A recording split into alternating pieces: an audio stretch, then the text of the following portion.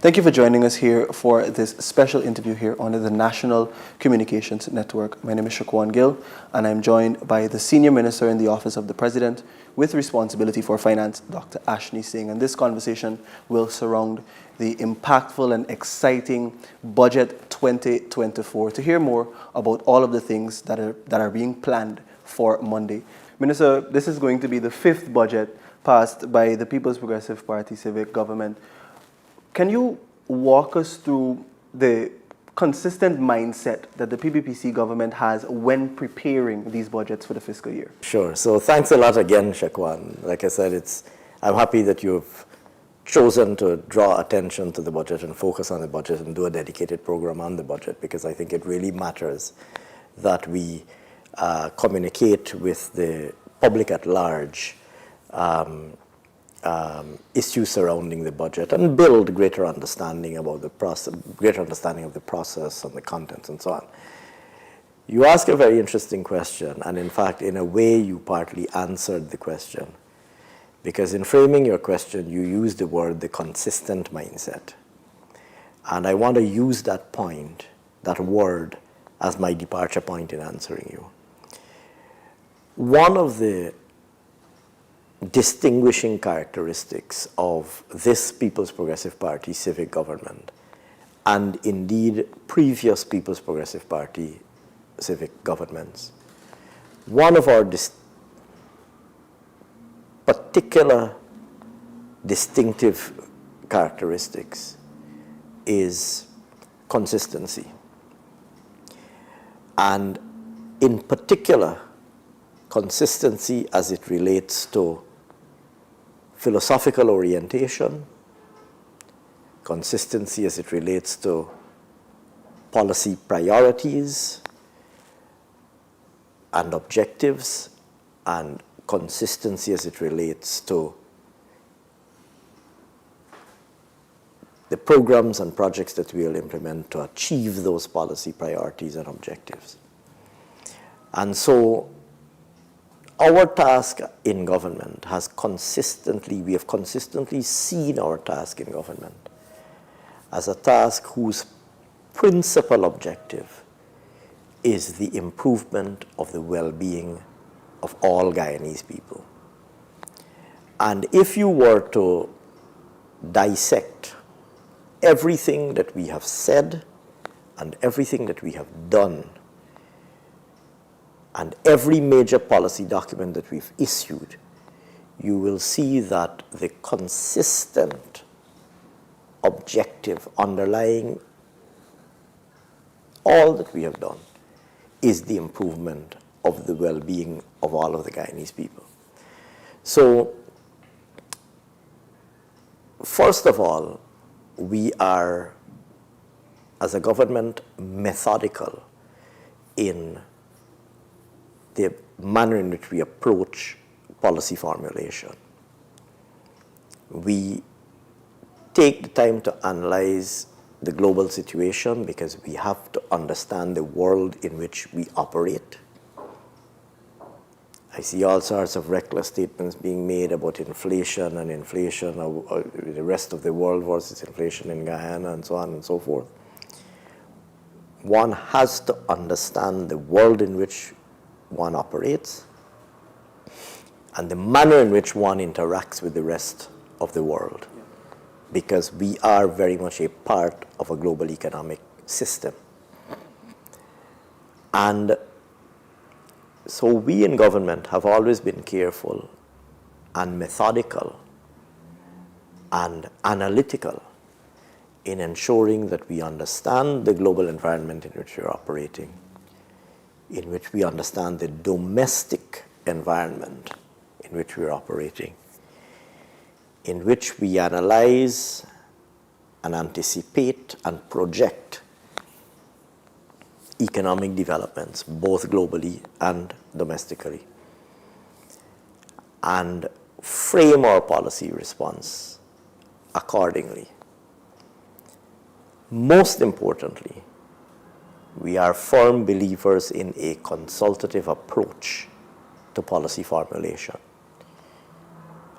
unlike the APNU AFC, we don't formulate policies in our conference rooms or in our offices. We listen to people. We have a president who is constantly on the ground listening to people. We have a cabinet that is constantly on the ground listening to people. And in listening to people, we hear what they consider to be most important to them. What are the issues that they consider to be most important to them? And we incorporate those into our policy framework.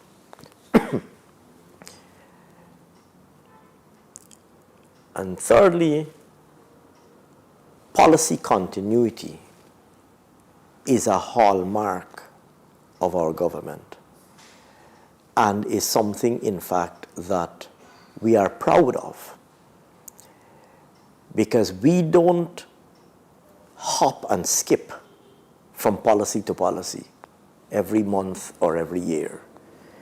We don't adopt a policy and then abandon it 1 year later, or adopt a policy objective and then abandon it 1 year later.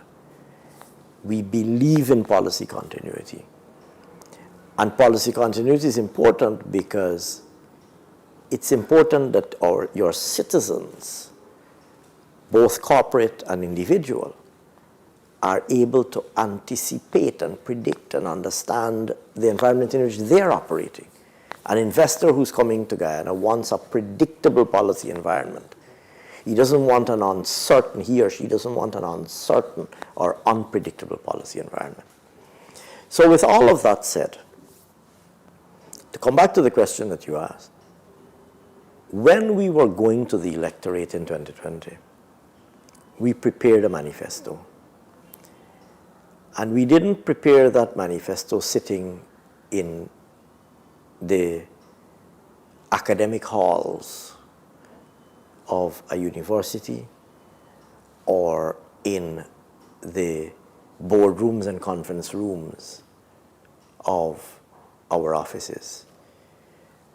You will recall that the People's Progressive Party, led by its General Secretary, then opposition leader, and its presidential candidate, now president, engaged in a consultation with stakeholders as we prepared our manifesto. You may recall that there was an event held in Providence that led to the manifesto. And so we listened to people in developing a manifesto that incorporated their views, their concerns, and their priorities. And we went to the people of Guyana with that manifesto, offering it almost as a social contract to say, this is what we are committing as a government to implement once elected into office. And the people of Guyana, having looked at that manifesto and having considered also, of course, our track record in implementation and delivery of promises, elected us. And we didn't abandon those manifesto promises, and I'll come back to why that is important. Instead, we set about implementing that manifesto in our successive budgets. In the first budget that we did, Budget 2020, the emergency budget, I had not yet assumed office.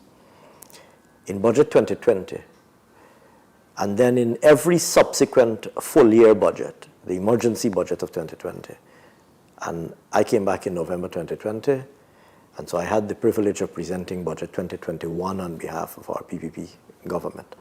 And every budget since then has remained faithful to our manifesto. The things that we implement in our budget, successive budgets, are the things we promised in our manifesto and are the things that people voted us into government expecting that we will deliver. Now you may ask why that is important. We operate in a politically competitive environment, and we are a government who believes firmly in democracy and the will of the people. And in a competitive political environment, you have to compare and contrast between political alternatives.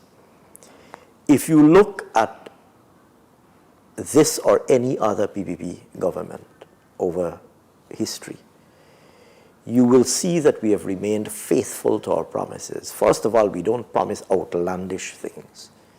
We always promise things that we've analyzed, that are realistic and viable and implementable, and indeed affordable, and that we are committed to implement. So when we make a promise in our manifesto or in our budget, we will implement it. In contrast, you just have to pick up the APNU's manifesto. You could start with their 2015 manifesto, because on the basis of their 2015 manifesto, which incidentally they reluctantly issued, but anyhow, that's a different matter. If you look at their 2015 manifesto, they didn't deliver anything in their manifesto. In fact, the manifesto, their manifesto, the APNU AFC's manifesto, apparently was a document that was only intended to deceive the people. They promised increases in their manifesto to public servants and to old age pensioners, including increases in the first 100 days, to double old age pension and to increase public servants' salaries. Sugar workers, increase in salaries for sugar workers. You will recall, whether it was in the manifesto or their election campaign, they promised, I don't know if it was $6,000 a bag for paddy and all sorts of crazy, outlandish things. None of which they delivered. None of which they delivered. And they spent 5 years in government not delivering anything that they promised in their manifesto. If you fast forward to 2020 and look at what they promised in the 2020 election, compared with their various mutterings and utterings now, there's no consistency. If you listen to one of them is calling for ABC. If you listen to another one, they're calling for XYZ. If you listen to one of them today, they're calling for 1, 2, 3. If you listen to the same person tomorrow, they're calling for 5, 6, and 7. And I'm only giving those as, and there is a multitude of examples. If you look over time at what the APNU, first of all, went in 2020 and said to the people of Guyana they will implement when they're in government, compared to all of the outlandish things that they're calling for, all sorts of things. They had 5 years in government. None of those things did they implement or deliver. None of them whatsoever. None of them. When they were in government, their tune was totally different. Our tune is not different in government from when we were in opposition. The things that we said we will do in opposition are the things we said we will do when we get into government. And when we got into government, they're the things that we're implementing. So to come back to your original question, Shakwan, you asked about what guides us. First of all, we are guided by, I suppose I could, at a simplistic way, I could say to you, we are guided by our manifesto, which is what we promised the people of Guyana. But within and embedded in that, we are guided by an abiding and overarching commitment to improve the lives of the people of Guyana. Minister, you spoke about policy continuity. Can you tell us in what areas we can see that continuation of policies building on Budget 2023 in Budget 2024? Sure. So I referred earlier to the objective of improving the lives of all Guyanese people. And I went further and said that if you look at all that we have been doing in government, you will see that objective informing what we're doing. And in that regard, I would say to you that in every sector of government operations, there is a consistent approach, and that consistent approach is always aimed at improving people's lives. So, first of all, our emphasis on ensuring an economy that continues to record strong growth and broad-based and diversified growth. That is an objective that is critical to improving well-being. Because economic growth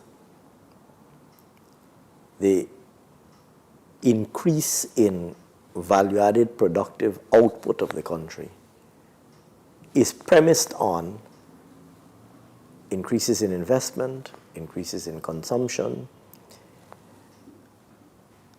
which necessitates in turn a number of interventions to ensure that we're able to maintain a favorable investment environment, maintain an environment that continues to create jobs, maintain an environment that continues to generate incomes, and in particular disposable incomes, and therefore in turn maintain an environment in which more Guyanese people have the capacity and have the disposable income to be consuming goods and services in our economy, which of course then multiplies itself over many times. So maintaining strong economic growth is an important policy objective for us, not because economic growth is an end by itself or in its own right, but because economic growth can translate and does translate into economic well-being and the well-being of communities and households, etc. If you have high levels of investment, you have high levels of job creation, you have business opportunities, you have incomes being earned, you have improved well-being. So maintaining high economic growth. Continued strong investment in infrastructure, in transformative infrastructure, because this is also so critical to long-term economic well-being.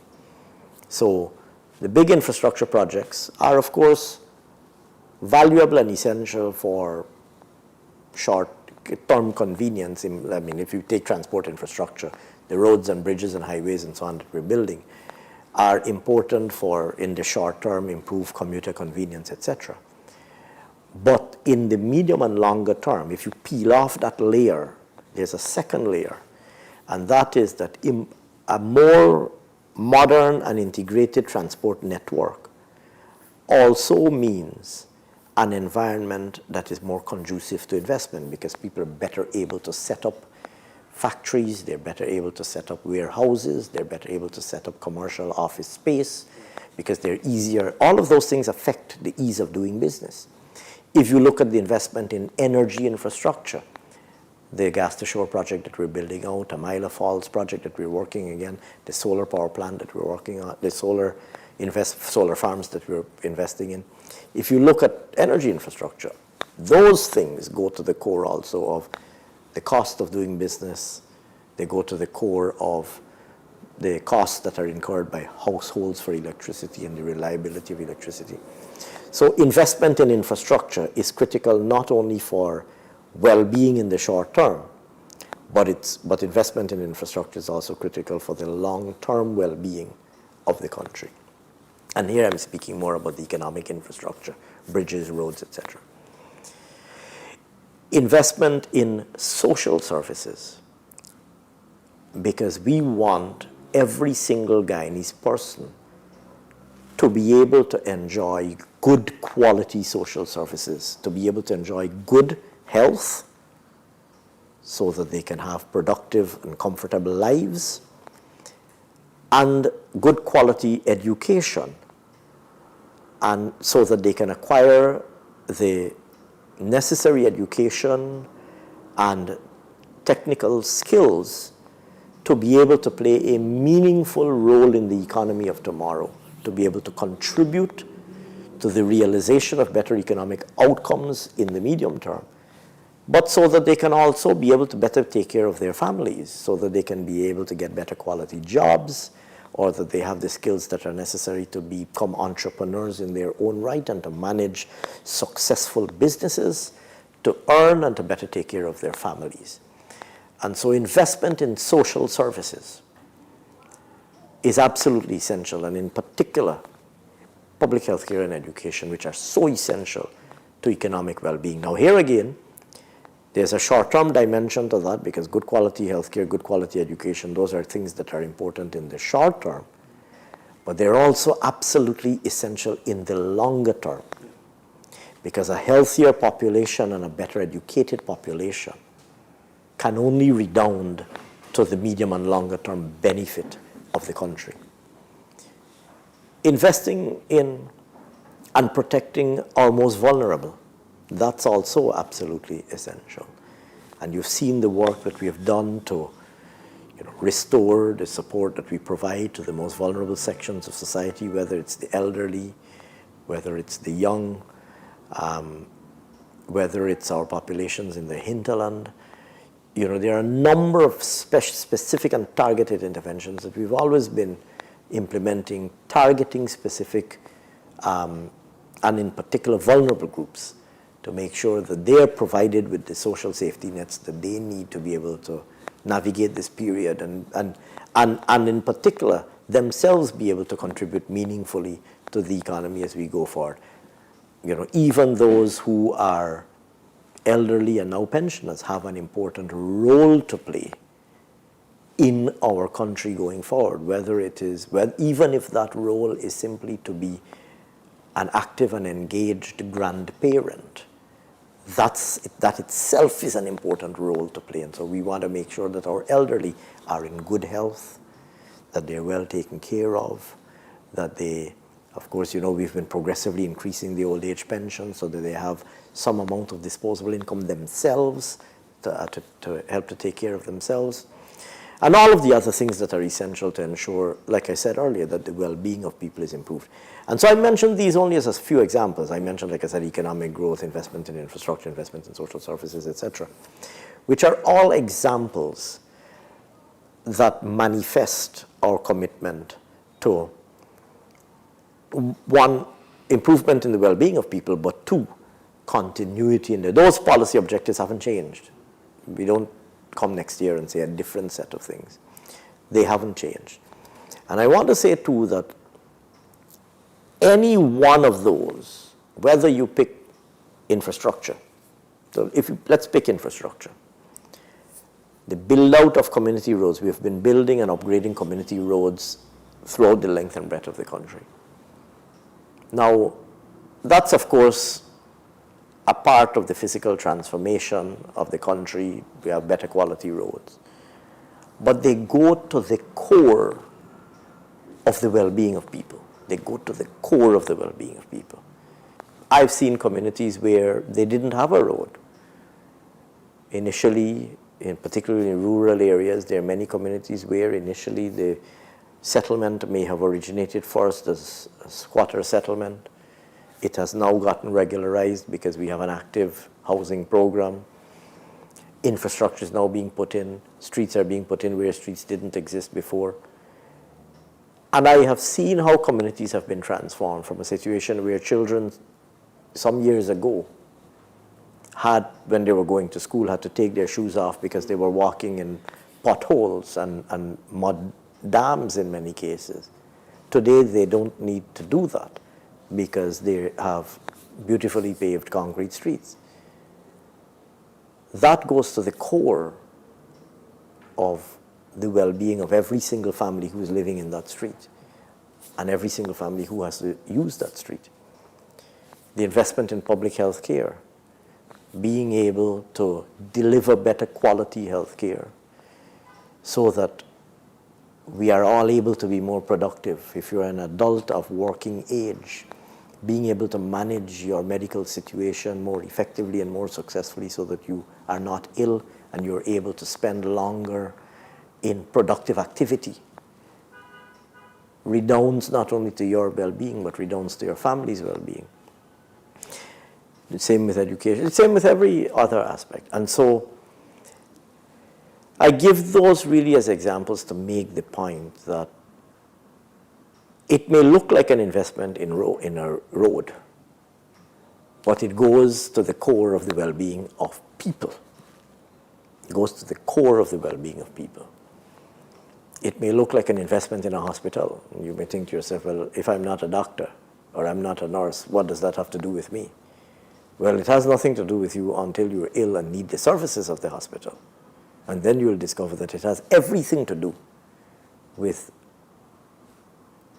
your well-being to continue working, your well-being to continue being active in your family, your well-being to continue to be an active member of society, And often it goes to the core of your survival as a human being, making sure that you're able to live and live better and a better quality of life.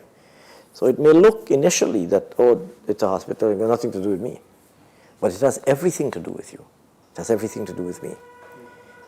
And so that, if you take every single sector, our investment in water and trying to get every home in Guyana to have potable water, we have short memories. There was a time when I recall that if you were going to Berbice, in my living memory, perhaps you're a little bit younger, Shakwan, so you might not remember these times. But there was a time when if you were going to Berbice in the mornings along the road, you would see, not just in Berbice, all East Coast, Demerara, West Berbice, into East Berbice, you would see people pushing carts with water in the mornings or fetching water in the mornings.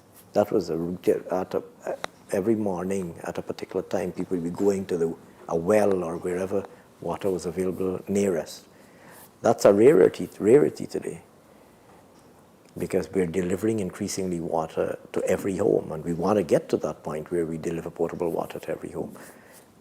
So you may hear we're investing in a water distribution system or a well in your community, and you may think, well, that doesn't have anything to do with me. It has everything to do with you, because being able to get good quality water in your yard or in your home goes to the core of well-being, And so, and the list goes on. The construction of a technical training college or a technical institute, which will create jobs, will generate businesses, will generate incomes in your community, goes to the core of your well-being. The construction of a stadium or a sporting facility that allows not only big events to be held, but also better quality living, again, goes to the core of your well-being. And so everything that we do, if you were to analyze it, everything that we do in our budget revolves around the objective of improving the lives of every single Guyanese citizen. Dr. Singh, you spoke about the economic activities that can come and can be derived from these projects. Apart from the economic diversification and social services, a question that may be lingering on the minds of a number of people are the salary increases and the salaries of public servants. I know that the public service is now under your purview. To disabuse the minds of a number of these public servants and to ask on behalf of them, will there be an increase in salary in 2024? So, we have never used the budget as the vehicle to announce public service salary increases. And 2024 will not break with this tradition. And so we don't announce, the budget does not typically make an announcement that public service salaries will be increased by X or Y. And 2024 will be no different. But I can say equally that we have always consistently ensured that public sector wages increase progressively. We have always delivered a salary increase to public service employees, and in the same manner that the budget will not be announcing a salary increase, I can tell you that in due course during 2024, as we have done in every other year that we have been in government, the appropriate announcement will be made at the appropriate time. But it will not be the annual budget is not the vehicle for this to be done. Dr. Singh, as we wrap up our conversation for today, I want to ask you very pointedly, as people look forward to Budget 2024 and the announcements and measures that will emanate from Budget 2024, what can you say will be the end result, and what can people expect that will improve their standard of living and quality of life? Sure. I'm actually glad that you asked that as the closing question, and it's a very important and searching question. It's a very important and searching question. It has to be understood that we are building a new Guyana here. The face of the country is changing as we speak. Whether it's the physical infrastructure, whether it's public infrastructure or privately financed infrastructure, whether it is the services that are available, the face of our country is changing. Like I said, some of this is happening in the public sector with the public investments that we're making, but a lot of it is happening in the private sector too. You're seeing a lot more private companies come to Guyana, set up business, advertise, recruit people, provide new services. It doesn't matter where, if it's transport or food and beverages or whichever sector, or manufacturing, whichever sector. So it's important to make the point that we're literally building a new Guyana. We're using this moment in our country's history to build a far more modern and a far more prosperous Guyana. And so Budget 2024 will continue that work.